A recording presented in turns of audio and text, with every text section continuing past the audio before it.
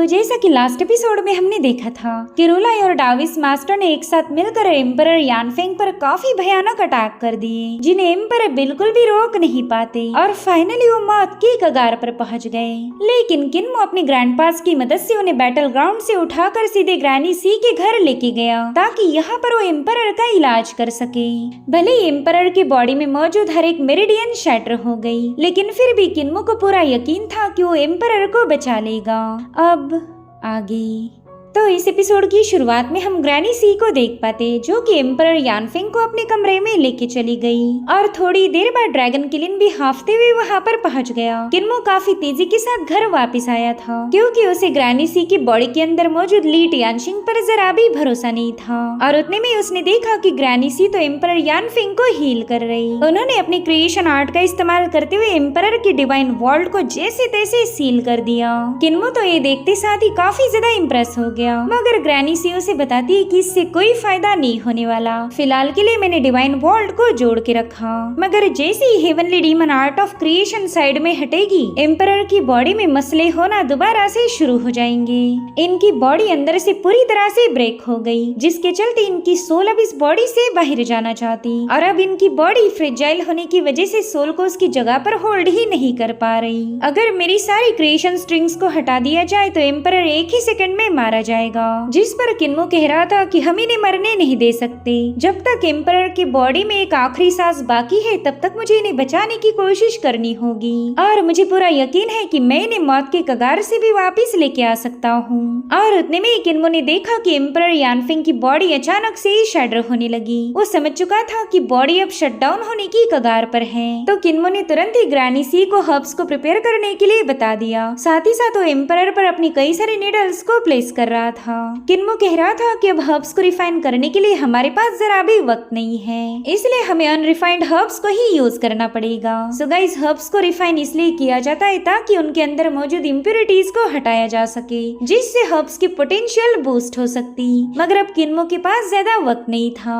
अगर वो रिफाइनिंग करता रहा तो तब तक एम्परर की मौत हो जाएगी, इसलिए किन्मो ने डिसाइड किया कि वो मेडिसिनल हर्ब्स को एक्यूपंक्चर का यूज करके बॉडी के अंदर ही रिफाइन करेगा। तो ग्रैनी सी फटाफट से वो सारे हर्ब्स किन्मो के हवाले कर देती है, जिसे उसने एक साथ मिलाते हुए निडल्स में पियर्स कर दिया।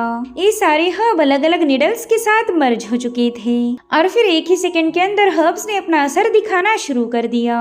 ये प्रोसेस काफी देर तक चलता रहा और ऐसे में शाम होने वाली थी। ग्रैनी सी को तो टेंशन आने लगा क्योंकि सूरज के ढलते साथ ही ली टियानशिंग उनकी बॉडी पर कब्जा कर लेगा।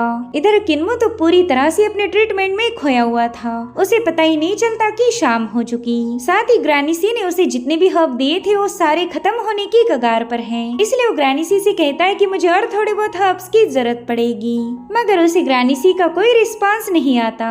साथ ही कमरे में जो कैंडल लगाई गई थी वो भी अपने आप बुझ जाती है। अचानक से काफी तेज हवाएं चलने लगी। किन्मो समझ गया था कि अब ली टियानशिंग ग्रैनी सी की बॉडी को पजेस कर चुका और तो पहले ही एम्परर यानफेंग को बचाने की टेंशन में है और ऊपर से ली टियानशिंग एक और मुसीबत बन के वहाँ पर पहुँच गया। वो किन्मो से कहता है, बच्चे क्या तुम मुझे देखना चाहते हो? इधर किन्मो दिल ही दिल में सोच रहा था कि मेरे सारे ग्रैंडपास ली टियानशिंग से दूर रहते हैं। जब भी ली टियानशिंग उन्हें पजेस करेगा तब वो लोग उससे नजरें भी नहीं मिलाते और आज तो मैं यहाँ पर अकेला हूँ। उतने में ही ली टियानशिंग अपनी मदहोश आवाज में किन्मो से पूछने लगा कि बताओ ना एम्परर यानफेंग अब कैसे हैं? क्या वो थोड़ी देर में मारे जाएंगे? जिस पर किन्मो कह रहा था कि हमारे हेवनली डीमन सेक्ट का एम्परर यानफेंग के साथ काफी अच्छा कनेक्शन है और आप भी तो हेवनली डीमन सेक्ट के ही लीडर थे, तो अपने फैक्शन के खातिर आपका ये फर्ज बनता है कि आप मेरी हेल्प करो।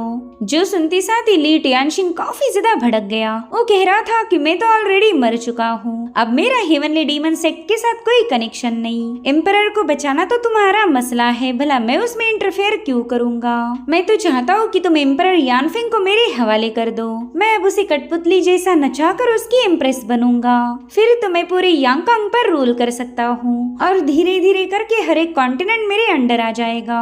वहीं पर किन्मो सोच रहा था कि मैं इस ट्रीटमेंट को रोक नहीं सकता, अगर ट्रीटमेंट डिस्टर्ब हुई तो सब कुछ तबाह हो जाएगा। अब किन्मो के पास बस एक ही ऑप्शन ऑप्शन था, उसे कुछ भी करके ली टियानशिंग को होल्ड करना है। और इसके लिए किन्मो को उसकी वीकनेस को जानना काफी ज्यादा इम्पोर्टेंट था। एक तो उसकी कमजोरी का पता लगाओ, या फिर वो जिस चीज में दिलचस्प होगा वो दिखाकर किन्मो को उसे स्टॉल करना पड़ेगा। और उतने में टियानशिंग अपनी ईवल ऑरा रिलीज करते हुए वहां पर पहुंच गया।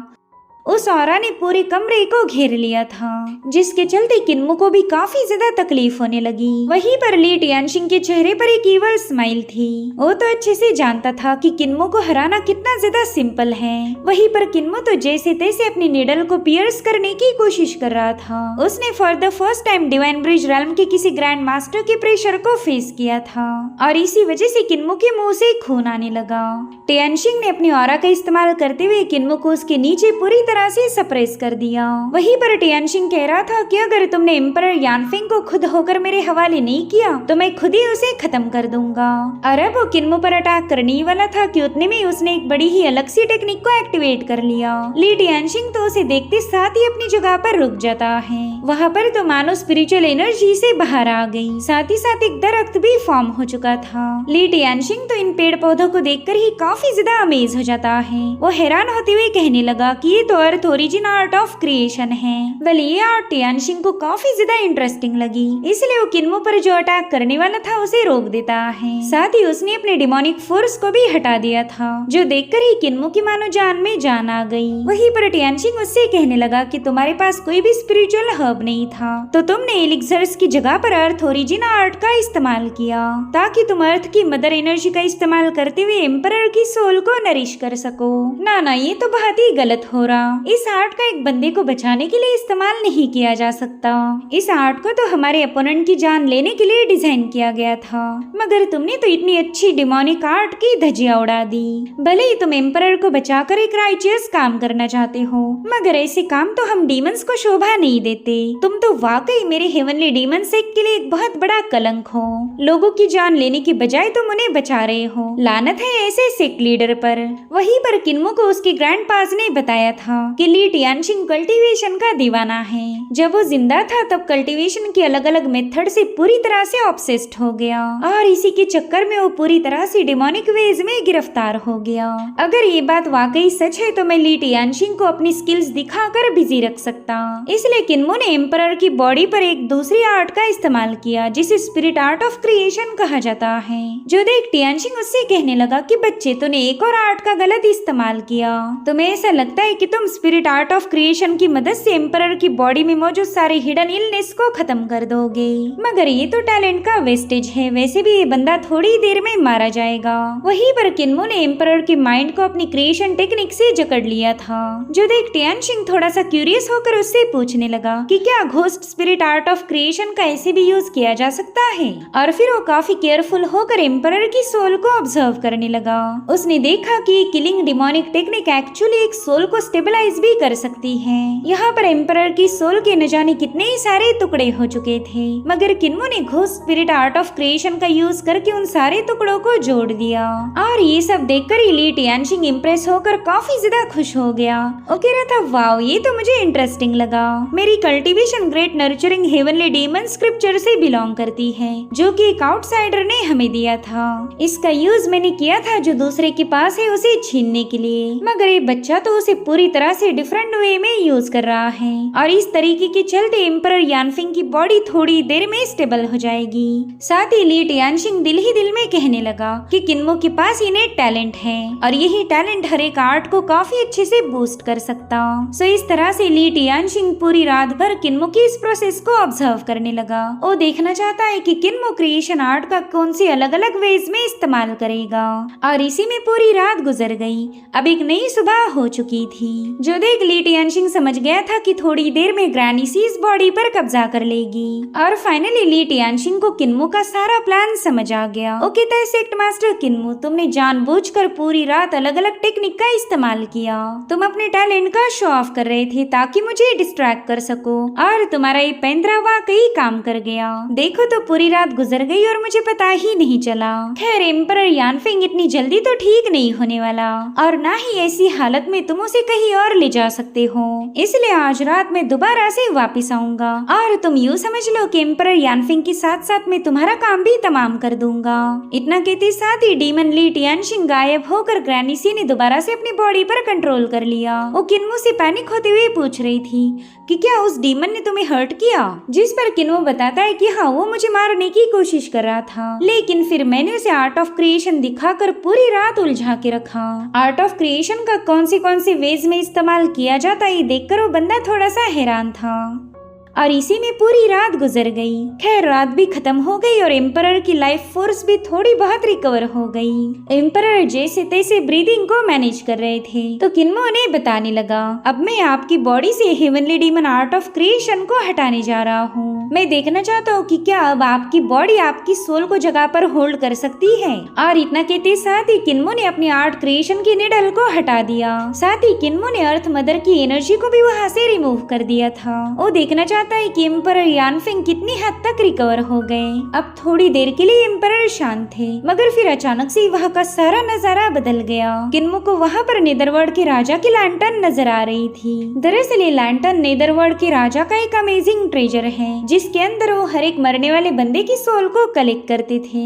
अगर ये लैंटर्न यहाँ पर अपीयर हुई है तो इसका बस एक ही मतलब होगा कि नेदरवर्ल्ड के राजा एम्परर की सोल को अपने साथ ले जाना चाहते हैं। साथ ही किन्मो ने देखा कि एम्परर की सोल उनकी बॉडी से बाहर आने की कोशिश कर रही, जिसे देखकर ही किन्मो काफी ज्यादा पैनिक हो जाता है। दरअसल पहला एम्परर के पास 3 सोल और 7 स्पिरिट्स थे, मगर अब उसमें से 2 सोल और 7 स्पिरिट ऑलरेडी जा चुके हैं। उनकी बॉडी में अब एक ही सोल बाकी थी। अगर ये भी चली गई तो एम्परर की मौत हो जाएगी। तो किन्मो ने फटाफट से सोल कॉलिंग टेक्निक को एक्टिवेट कर लिया। उसके ऐसा करते साथ ही कई सारे स्पेल जनरेट होकर एम्परर यानफिंग की सोल को जकड़ लेते हैं और उन्होंने दोबारा से उस सोल को बॉडी में प्लेस कर दिया। हर एक स्पेल एम्परर की बॉडी को कवर कर रहा था, जिसके चलते अब उनकी सोल बाहर नहीं आ पाती। तो एम्परर को रिकवर होता हुआ देखकर नेदरवर्ल्ड की लैंटर्न भी अपने आप वहाँ से वैनिश हो गई। यानी कि किन्मो ने एकदम लास्ट मोमेंट पर आकर एम्परर यानफिंग को बचा लिया था। अगर वो सोल कॉलिंग का इस्तेमाल नहीं करता तो एम्परर मारे जाते। और अब उस लैंटर्न के वहाँ से जाते साथ ही सब कुछ दोबारा से नॉर्मल हो गया। किन्मो ग्रैनी सी को बता रहा था कि एम्परर की बॉडी काफी ज्यादा कमजोर है। ये बॉडी इतनी फ्रेजाइल हो गई कि अपनी सोल को होल्ड नहीं कर सकती। इन्हें पूरी तरह से रिकवर होने में लगभग 2-4 दिनों का वक्त लग सकता है और ऐसी हालत में मैं उन्हें किसी दूसरी जगह पर भी नहीं ले जा सकता। साथ ही सबसे बड़ी मुसीबत थी ली टियानशिंग। वो बंदा आज रात भी वापस आएगा। तो किन्मो इसी बारे में सोच रहा था कि आज रात उसने ऐसा क्या करना चाहिए जिससे वो एक बार फिर से टियानशिंग को उल्लू बना सके। उसे किसी न किसी टेक्निक का इस्तेमाल करना पड़ेगा जो कि काफी ज्यादा इंटरेस्टिंग हो। अब रात होते साथ ही डेमोनिक ऑरा पूरी जगह पर फैलने लगी। उस ऑरा की चपेट में जो भी परिंदा आया वो अपने आप मारा जा रहा था। इधर किन्मो अपने हर्ब्स को प्रिपेयर करने में बिजी था कि तभी उसके सामने मौजूद कैंडल बुझ गई। साथ ही उसे ग्रैनी सी की आवाज आने लगी। वो कहते इसे लीडर किन्मो, देखो तो मैं तुमसे मिलने के लिए दोबारा से वापस आ गई। वहीं पर एम्परर ने भी उस आवाज को सुन लिया था। वो कहते कि पता नहीं ये कौन सी डीमन है जो कि इतने सिडक्टिव वे में बात कर रही। मैं इतना घायल हूँ मगर फिर भी इसकी आवाज को रेजिस्ट नहीं कर पा रहा। अब किन्मो तो नहीं चाहता था कि एम्परर यानफिंग भी टियानशिंग के आशिक बन जाए, तो उसने फटाफट से उन्हें बेहोश कर दिया। वहीं पर सीयू किन्मो से कहने लगी कि आज भी तुम्हें कोई ना कोई इंटरेस्टिंग टेक्निक मुझे दिखानी होगी। अगर तुम इसमें फेल हो गए तो मैं अपने हाथों से एम्परर को खत्म कर दूंगी। और अब उसके कमरे में एंटर करते साथ ही किन्मो ने भी अपना करतब दिखाना शुरू कर दिया। दरअसल किन्मो ने यहाँ पर earth marquis of the star suppressing lord की ट्रू आर्ट का इस्तेमाल किया था। ये technique great nurturing heavenly demon scripture से बिलोंग करती थी, जिसे टियानशिंग ने भी एक जमाने में मास्टर किया था। मगर वो ये देखकर हैरान हो गया कि किन्मो का लुक तो पूरी तरह से डिफरेंट है। इसलिए वो किन्मो से कहने लगा कि स्टार सप्रेसिंग लॉर्ड का लुक ऐसा नहीं दिखता। बताओ तुमने इस आर्ट में कौन सी गड़बड़ी की। मगर किन्मो तो बस उसे तेवर दिखाने लगा। वहीं पर टियानशिंग कहता है कि शायद इस आर्ट का कोई और भी बुक होगा। और उतने में किन्मो ने उसे नेदरवर्ल्ड का दरवाजा भी दिखा दिया। टियानशिंग तो हैरान था कि यहाँ पर एक डोर भी मौजूद है। और फिर उसकी नजर पड़ी दरवाजे पर लिखी गई राइटिंग पर। उस राइटिंग को देखते साथ ही ली टियानशिंग कहने लगा कि ये तो अंडरवर्ल्ड की राइटिंग है, जिसे स्टडी करना तो नेक्स्ट टू इम्पॉसिबल होगा। और उतने में किन्मो उसके सामने सामने आ गया। वो कह रहा था सीनियर, शायद आपको true art of earth marquis क्या होती है ये पता ही नहीं, आपने तो किसी फालतू टेक्निक को ही मास्टर किया था।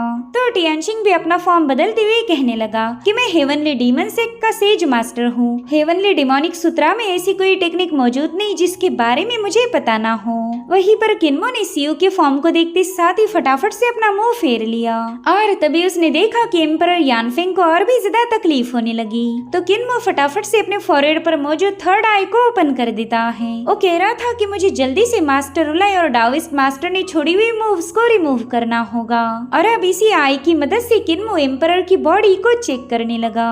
उसने देखा कि एम्परर की डिवाइन ट्रेजरीज तो पूरी तरह से बर्बाद पड़ी है, इसलिए किन्मो को डिवाइन ट्रेजरीज में जितनी भी इंजुरीज थी उन सभी को हील करना होगा। उतने में ही टियानशिंग काफी ज्यादा कंफ्यूज होकर किन्मो से पूछने लगा कि बच्चे तुम्हारे पास ये तीसरी आग कहाँ से आ गई? वैसे तो हम दोनों ने एक ही टेक्निक को प्रैक्टिस किया है, लेकिन तुम्हारी कल्टीवेशन मुझसे काफी ज्यादा अलग नजर आ रही। कहीं इसमें हमारा टैलेंट तो इन्वॉल्व नहीं है? वेल यहाँ पर किन्मो को मजा आ रहा था क्योंकि ली टियानशिंग पूरी तरह से उसके टेक्निक में खो चुका है। ओके ताई सीनियर, शायद आप मेरी टेक्निक को देखने के लिए काफी ज्यादा बेताब हो, तो क्यों ना आप मेरे साथ एम्परर यानफेंग की बॉडी में एंटर करो।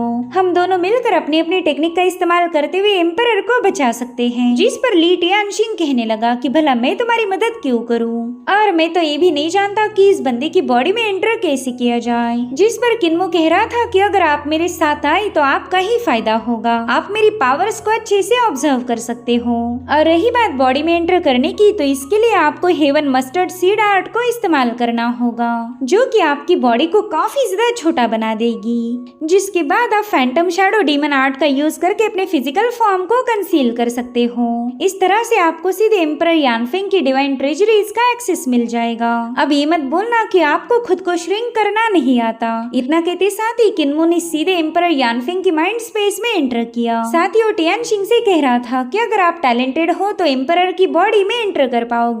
जिस पर टियानशिंग हंसते हुए कहने लगा कि बच्चे तुम तो मुझे उकसाने की कोशिश कर रहे हो, मैं तुमसे भी 1000 गुना ज्यादा टैलेंटेड हूँ। जिस पर किन्मो कह रहा था अच्छा ऐसी बात है, फिर यहाँ आकर अपने टैलेंट को साबित करके दिखाएं। इसलिए ली टियानशिंग भी फटाफट से एम्परर यानफेंग की बॉडी में एंटर कर चुका। और अब यहाँ पर हमें एम्परर यानफेंग की स्पिरिचुअल फेटस की डिवाइन ट्रेजरीज का नजारा दिखाया गया।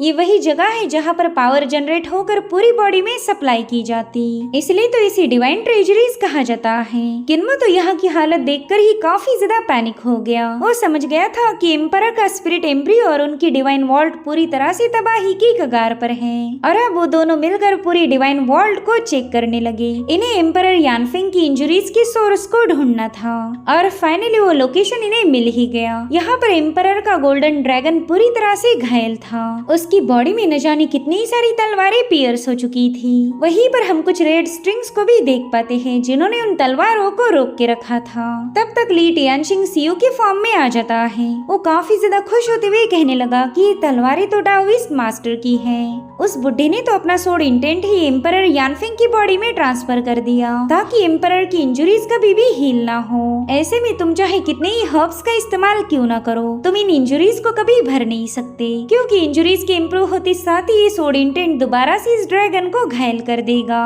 साथ ही टियानशिंग ने नोटिस किया कि हर एक तलवार को ग्रैनी सी ने अपनी स्ट्रिंग की मदद से जकड़ लिया है। वो कह रहा था देखो तो मेरी बीवी कितनी ज्यादा शातिर है, उसने अपने डिवाइन पावर का इस्तेमाल करके इन तलवारों को होल्ड करके रखा। यही रीजन है कि एम्परर यानफेंग की डिवाइन ट्रेजरीज अभी तक कोलैप्स नहीं हुई। अगर सीयू अपने डिवाइन पावर का इस्तेमाल ना करती तो हो सकता है ये सोड इंटेंट अपनी फुल पावर को अनलिश कर देता।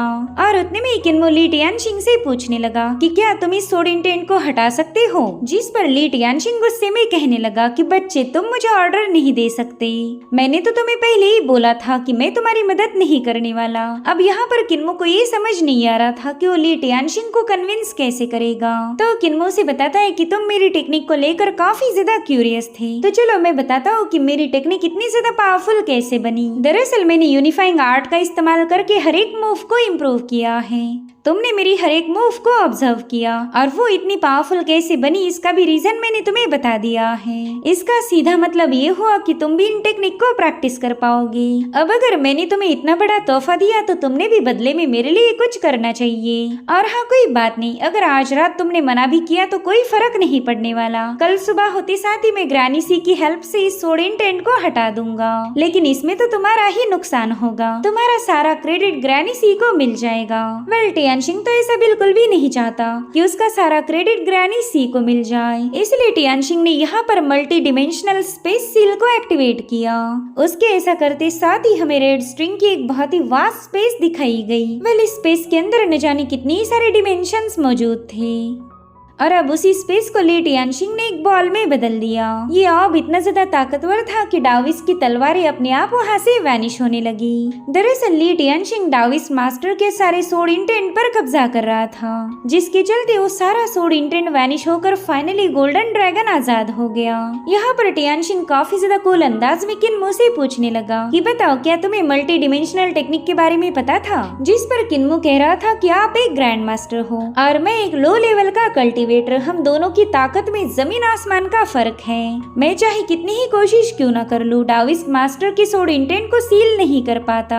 मगर हाँ, मेरे पास आर्केन आर्ट्स का थोड़ा बहुत नॉलेज है, जिसकी मदद से मैं ये जान सकता हूँ कि स्पेशल सील को बनाया कैसे गया। आपने इसमें कितनी डिमेंशंस ऐड की और वो कौन सी पोजीशन पर है, ये मैं जान सकता हूँ। हम दोनों में भले ही कल्टीवेशन का फर्क हो, लेकिन है तो हम दोनों भी सेक्ट मास्टर्स, इसलिए आपको जितनी भी टेक्निक पता है उनके बारे में मैं भी जानता हूँ। इनफैक्ट टेक्निक का नॉलेज तो मेरे पास आपसे ज्यादा ही होगा। जिस पर ली टियानशिंग कह रहा था कि तुम तो बस बड़ी बड़ी बातें फेंक रहे हैं। भले ही तुम टेक्निक्स को जानते होंगे, लेकिन टेक्निक को जानना और वाकई में उनका यूज करना, इसमें जमीन आसमान का फर्क है। जिस पर किन्मो कह रहा था कि मैं अपनी काबिलियत साबित करना चाहता हूँ, क्यों ना हम 5 लुमिनरीज की डिवाइन वॉल्ट में मुकाबला करें। जिस पर टियानशिंग कह रहा था कि मैं बेकार के मुकाबले नहीं करता। हाँ, अगर उसकी बजाय तुम कोई चीज दाव पर लगा दो तो बात बन सकती है। चलो एक शर्त लगाते हैं, अगर इस मुकाबले में तुम जीत गए तो मैं तुम्हें एक और रात का टाइम दूंगा। आज की रात में तुम दोनों को जिंदा छोड़ दूंगा, और अगर मुकाबला मैंने जीता तो तुम भी एम्परर यानफेंग के साथ यहीं पर मारे जाओगे। तो किन्मो ने भी ली टियानशिंग के इस चैलेंज को एक्सेप्ट किया। दरअसल ये दोनों अपनी अपनी टेक्निक का शो ऑफ करने वाले थे, और इस मुकाबले की आड़ में किन्मो टियानशिंग की पावर का यूज करके एम्परर को हील करना चाहता है। इसलिए अब ये लोग डिवाइन ट्रेजरीज के दूसरे इलाके में पहुंच गए, जिसे 5 लुमिनरीज या फिर 5 रेडिएंट के नाम से जाना जाता है। किन्मो को टियानशिंग की एक एंशिएंट टेक्निक के बारे में पता था, जिसमें वो 5 सेक्रेड फॉर्म का यूज करके 5 लुमिनरीज को होल्ड कर सकता। और अब ये दोनों 5 लुमिनरीज में पहुंच गए, जहाँ पर इन्होंने देखा कि मास्टर रुलाई के 5 फॉर्म बैठे हुए हैं। रुलाई ने अपने फॉर्म के जरिए इन लुमिनरीज को पूरी तरह से ब्लॉक कर दिया था। वहीं पर टियानशिंग रुलाई के फॉर्म को देखते हुए कहने लगा कि वो बुढ़ा तो एक नंबर का बेवकूफ है। उसे लगा होगा कि कोई भी उसके टाविस फॉर्म को हटा नहीं सकता, लेकिन मेरे लिए तो ये काफी ज्यादा सिंपल है। और अब टियानशिंग ने अपने क्रिम्सन लोटस का इस्तेमाल करते हुए रुलाई के फॉर्म को डिस्ट्रॉय कर दिया। किन्मो कह रहा था कि आपने ग्रेट हेवनली डीमन स्क्रिप्चर के crimson lotus demon heart chant का इस्तेमाल किया है। जिस पर टियानशिंग कह रहा था, अच्छा तो तुम इसके बारे में भी जानते हो, लेकिन जानने से कोई फर्क नहीं पड़ता, तुम्हें इस मूव का इस्तेमाल करना भी आना चाहिए। चलो अब देखते हैं कि तुम इस मूव को कॉपी कैसे करते हो। तो किन्मो ने भी क्रिम्सन लोटस को फॉर्म कर लिया और टियानशिंग को बताने लगा कि मैं फर्स्ट टाइम इस टेक्निक का इस्तेमाल कर रहा हूँ। मुझे अच्छे से पता है कि मैं इसमें बिल्कुल भी कच्चा हूँ, मगर मेरा क्रिम्सन लोटस इतना पावरफुल है कि रुलाई के फॉर्म को हटा सके। वेल, उस क्रिम्सन लोटस को देखते साथ ही ली टियानशिंग दिल ही दिल में सोचने लगा कि किन्मो की कल्टीवेशन लो होने की वजह से इसकी कार्मिक फायर भी इतनी स्ट्रांग नहीं हो सकती, मगर फिर भी ऐसा लग रहा कि इसकी ऑरा मेरे मुकाबले कई गुना ज्यादा प्योर है। हो सकता है कि इस बंदे के पास काफी अलग टैलेंट है और इसी वजह से वो हर एक टेक्निक को बड़ी ही इजीली मास्टर कर सकता। अगर मैं भी किन्मो की मेथड्स को सीख जाओ तो अपनी कल्टीवेशन को इम्प्रूव कर सकता हूँ। इसलिए टियानशिंग कहता है कि किन्मो ये वाला राउंड ड्रॉ रहा, तुम्हारे पास भी मेरे जैसा ही क्रिम्सन लोटस था। जिसके बाद ये लोग मास्टर रुलाई के सारे फॉर्म को डिस्ट्रॉय करते हुए एक और लोकेशन पर पहुंच गए। यहाँ पर उन्हें रुलाई और डाविस्ट मास्टर के फॉर्म नजर आए। उन दोनों की एनर्जीज अभी भी एम्परर को अंदर से घायल कर रही थी। ये सब देखकर टियानशिंग बताता है कि ये जगह तो रिपेयर होने के लायक भी नहीं। अगर तुमने जैसे तैसे एम्परर यानफेंग को बचा भी लिया तो भी वो बंदा काफी काफी ज्यादा कमजोर हो जाएगा। वो बंदा तो अंदर से पूरी तरह से खोखला हो जाएगा, तो फिर तुम उसे बचाने के लिए इतनी मेहनत क्यों कर रहे हो?